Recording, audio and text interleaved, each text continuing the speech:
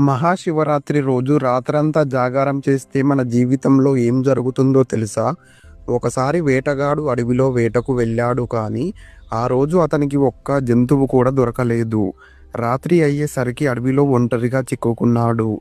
భయంతో ఒక చెట్టు మీదకు ఎక్కి అక్కడే రాత్రి గడపాలని నిర్ణయించాడు. ఆ చెట్టు కింద ఒక శివలింగం ఉందని అతనికి తెలియదు. రాత్రంతా నిద్రపోకుండా ఉండేందుకు చెట్టు ఆకులను కోసి కింద పడేస్తూ ఉండిపోయాడు. ఆ ఆకులు బిల్వ పత్రాలు. అవి ఒక్కొక్కటి శివలింగంపై పడుతూ ఉన్నాయి. అతను నీళ్లు తాగడానికి తెచ్చుకున్న పాత్రలోని నీరు కింద పడిపోయింది. అది శివలింగంపై అభిషేకంలా జరిగింది. అలా అతను తెలియకుండానే రాత్రంతా జాగారం చేస్తూ శివుడికి పూజ చేసినట్లు అయింది.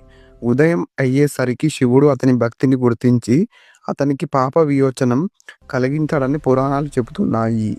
అందుకే శివరాత్రి రోజున రాత్రంతా జాగారం చేస్తే భక్తి పెరుగుతుందని, పాపాలు తగ్గుతాయని, శివుని కరుణ లభిస్తుందని నమ్మకం. హర హర మహాదేవ అని కామెంట్ చేయండి ఫ్రెండ్స్.